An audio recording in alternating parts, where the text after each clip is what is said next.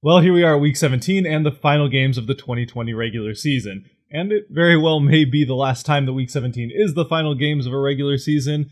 But either way, this has been one crazy year. And somehow the NFL did actually manage to make an entire regular season happen in 17 weeks.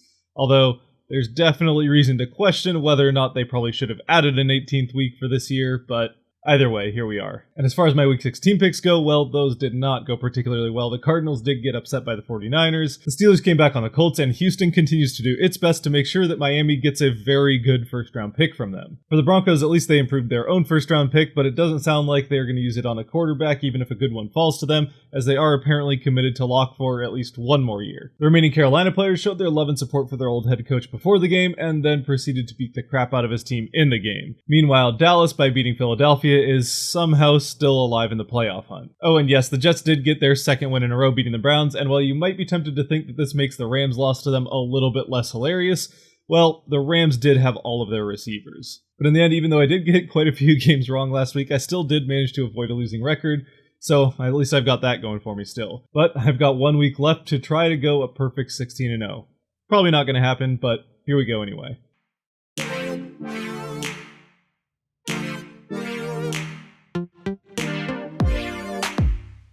By the way, if you find yourself enjoying this video at any point and you like to do that kind of thing, the subscribe button can help you out. Since it is week 17, all of our games are on Sunday, so that's where we'll start with Baltimore at Cincinnati. For Baltimore, their path to the playoffs is pretty simple. Win and you're in. Although that being said, they don't have a great track record when it comes to must-win games against not very good Bengals teams in week 17. But at least this time, the Bills are already in the playoffs, so I think the Ravens should be able to pull this one off. I have the Ravens winning this game 35-20, but even if they do somehow manage to lose to the Bengals, there still are a number of ways they could find themselves in the playoffs, one of which is if the Browns lose to the Steelers. Now for the Steelers, there isn't a whole lot left to fight for. They could still end up as either the 2 or 3 seed at this point, but again, since only the 1 seed gets the bye, I'm not sure how much that really matters. Plus, they have already said that they're likely to sit a number of their starters, with Roethlisberger not going to play in this game. Meanwhile, for the Browns, because of their loss to the Jets, they still need to win this game to guarantee themselves a spot in the playoffs.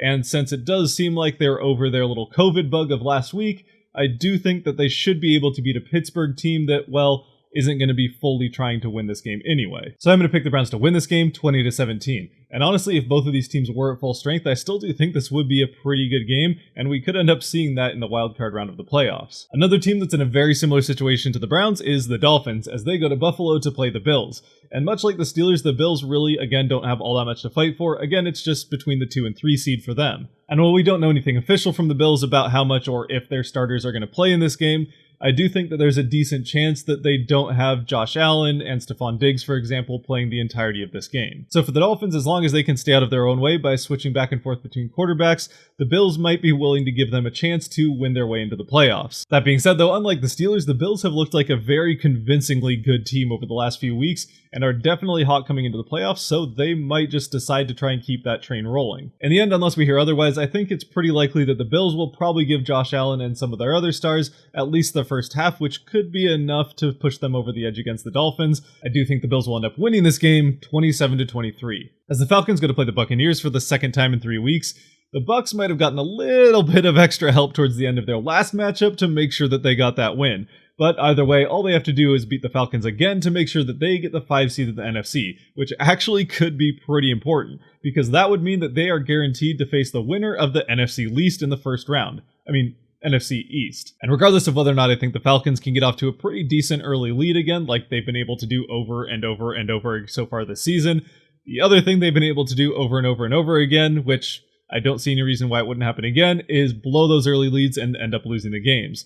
Plus, it just seems like exactly what we've come to expect, that Brady would have the easiest possible path in the playoffs, so I expect the Buccaneers to win this game 28-24. And speaking of that terrible NFC East division, if the DC team does manage to lose to the Eagles this week, that means the winner of Cowboys-Giants will end up winning the division. And with how this division has played out so far this year, it would seem awfully fitting for the Giants to end up pulling that off with a 6-10 record after having lost clearly their best player in week 2. But as it stands, I do think that the Cowboys are on, well, as much of a hot streak as you can really be on, even if they have been playing other bad teams. So I do think the Cowboys should be able to win this game 27-24 and thereby winning the division, which means that Cowboys fans with a little bit of a hot streak will be convinced that they can somehow make a run in the playoffs, which just isn't going to happen. And yes, I'm well aware that that's what people said about the 2010 Seahawks, but Ezekiel Elliott is not Marshawn Lynch. Now, Week 17 does have a couple of other morning games, but neither of those matter for anything other than draft position, so I'm not going to spend a ton of time on them. For Minnesota and Detroit, both of these teams are ending very disappointing seasons, even if it was a little bit easier to see that coming for the Lions than for the Vikings. I think the Vikings win this game 24-20, since they do have a little bit more talent and a brighter future, and we'll just have to wait and see whether or not Matt Stafford sticks around with the Lions. And if not, it might be time for full rebuild mode.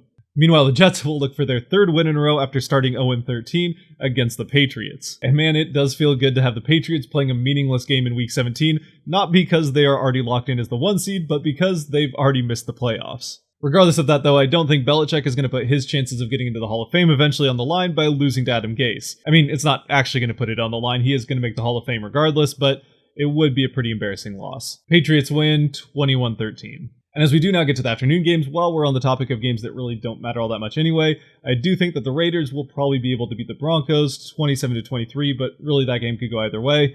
Meanwhile, the Chiefs will play the Chargers, and for the Chiefs, I don't see them playing their starters a whole heck of a lot in this game unless they really do want to give Patrick Mahomes the chance to beat Aaron Rodgers for the MVP. But again, even with the bye week, probably better safe than sorry with your star players.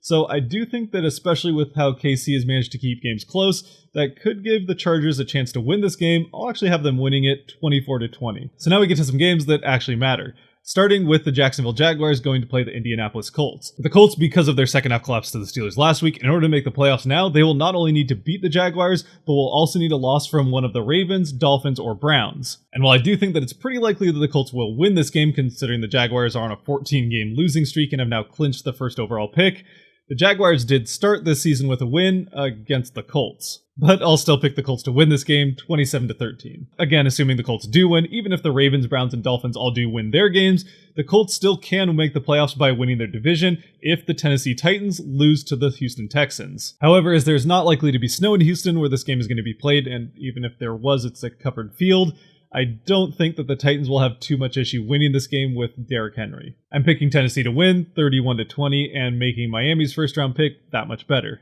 And speaking of the Dolphins, if the Titans do somehow manage to lose this game and the Colts win, then they can still make the playoffs with a Dolphins loss or a Ravens loss. But now as we get to some NFC games that have playoff implications, things are a little bit simpler on this side, especially with this game between the Rams and the Cardinals. For this game, it's simple. Win and you're in. With that being said, both of these teams are kind of limping into this game a little bit. Both of them are coming off of division losses, and for the Rams, they'll be playing without Jared Goff, which considering how poorly he's played over the last couple of weeks, I'm not entirely sure how much of a difference that makes, but he still has to be better than a quarterback that hasn't thrown a pass in the NFL yet, right?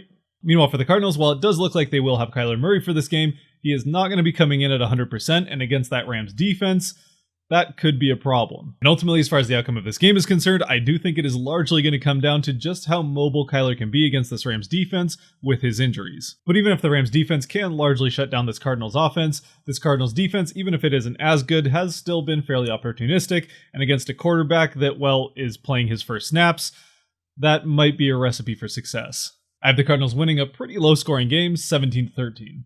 And while the Cardinals would be eliminated from the playoffs with a loss in this game, for the Rams, they could still make the playoffs even after losing if the Bears were to lose to the Packers. And the Bears are going to be coming into this game that they will host against the Packers on quite a bit of a hot streak, especially on the offensive side, which really is not something I think anybody was expecting to be seeing at this point in the season, considering how, well, the rest of the season went for the Bears on that side of the ball. I mean, it really is pretty incredible how Mitchell Trubisky, who seemed like a complete lost cause in Chicago just a few weeks into this season, has maybe even saved his career in Chicago with his last 3-game performance. But this is a very important game against a much better team than he has faced over those last few games. And while if the Bears do lose, they can still make the playoffs with an Arizona loss. This is a very important game for them because that is not something that is by any means guaranteed to happen. Meanwhile, on the other side of the ball is another team that's on a bit of a hot streak. Only their quarterback, well, let's just say there's no questions on whether or not he is going to be the starter next season in Green Bay. He might even just win the MVP this year. And for the Packers, even though they've already clinched the NFC North and a trip to the playoffs as a result, they still have everything to play for, as if they win, they will have the first overall seed and that important first round bye. So I do think the Bears would have more of a chance to win this game and maybe even be favored to win it if the Packers were maybe resting some of their starters for part of the game. Because Green Bay will be very much playing to win, I do think they'll probably pull it off, but maybe even in a close game. I'll say 30-27. But for my part, I will definitely be cheering for the Bears to beat the Packers in this game and hope that I'm wrong about this pick. But even if the Bears do win this game, the Packers could still clinch the first overall seed by having the Seahawks lose to the 49ers. The Seahawks did win their most important game of the year last week by beating the Rams to clinch the NFC West for the first time in, well, too long. But for the Seahawks, with what is granted kind of an outside shot, but still very much a shot at that first seed and that first round bye, they still have plenty to play for, assuming they can get the outside help that they will need. And as the Seahawks will be playing a 49ers team that is resting most of its starters, even if they have been forced into resting those starters for most of the season due to injury, I do think that there's a pretty good likelihood that the Seahawks will be able to win this game. I will pick the Seahawks to win this game pretty convincingly, 31-17, although there is always the thought that if either Green Bay or New Orleans seem like they're pulling away in their games and are pretty much guaranteed to win those games, then Seattle might start to rest some of its starters without a shot at that first seed anymore. But even then, that probably wouldn't happen until the fourth quarter, at which point the Seahawks should have a fairly decent lead anyway, so I still think that they probably win this game. But even with a Seahawks win and a Green Bay loss, Seattle will still need New Orleans to lose to Carolina in order for Seattle to get that first round bye. But even though I do think that there's a pretty decent chance at least that Chicago could pull off the upset against Green Bay, even with how feisty this Carolina team has been from week to week, I just don't necessarily think that they're going to be able to pull off the upset against the Saints and Alvin Kamara, who is running like a man possessed. I mean, even if this Carolina offense can actually manage to show up and somehow score a fair amount of points against this Saints defense that has looked pretty good in its own right over the last couple of weeks, I just don't know how this Carolina defense is going to be able to slow down Kamara, even with Drew Brees not playing at his full Drew Brees level. Just kidding, apparently Kamara has the Rona, so he and the entire Saints running back room will be out for Sunday, so maybe the Panthers do have a chance. I have New Orleans winning this game 28-20, and if they are to win this game and Green Bay was to lose, then they would end up taking that first seed even if Seattle wins. And that just leaves us with one game. And even if it is disappointing that this is the last game that we'll get in the 2020 season, honestly, with how this season has been, I'm not sure that there's a more fitting game to close out the year. And that is the 6-9 DC football team going to Philadelphia to play the Eagles with a chance to win what is one of the worst divisions in the history of the NFL. Again, I don't know who decided that this was what we were all going to be forced to watch for the last game of the 2020 regular season, but that's the NFC East for you. Honestly, with everything outside of the NFC East already going to have been decided at this point, I don't know who outside of masochists are going to be terribly interested in watching this game, but there will be at least 3 fan bases, or maybe even just 2, that will be watching it very carefully. I mean, I really don't know how interested Philadelphia fans are going to be in watching this game, other than maybe getting a little bit more time to watch Hurts before the end of the season, but DC fans and the fan base of either the Cowboys or Giants, depending on who wins that game, will be very interested to see which one of them is going to get a chance to lose to the Buccaneers in the wildcard round. Well, probably the Buccaneers anyway. And honestly, as always with any of these NFC East matchup games, anybody could really win this game, but DC still does have that very good defensive line, and if Alex Smith is able to play on the offensive side of the ball, which will be very nerve-wracking for anybody that cares about Alex Smith, they should be able to win this game and win the division. I'm going to pick DC to win 24-20. But that will do it for my picks in Week 17 and the 2020 regular season. I will be back next week to start the playoff predictions, which will definitely be shorter videos and maybe look a little bit different. But either way, if you have made it to this point in the video, thank you very much for watching. If you did like or enjoy this video, there are buttons for that kind of stuff down below. Otherwise, I would love to know in the comment section what you think the playoffs will look like, or I guess who you think might win some of these games. Otherwise, stay safe out there and be good to each other. Peace.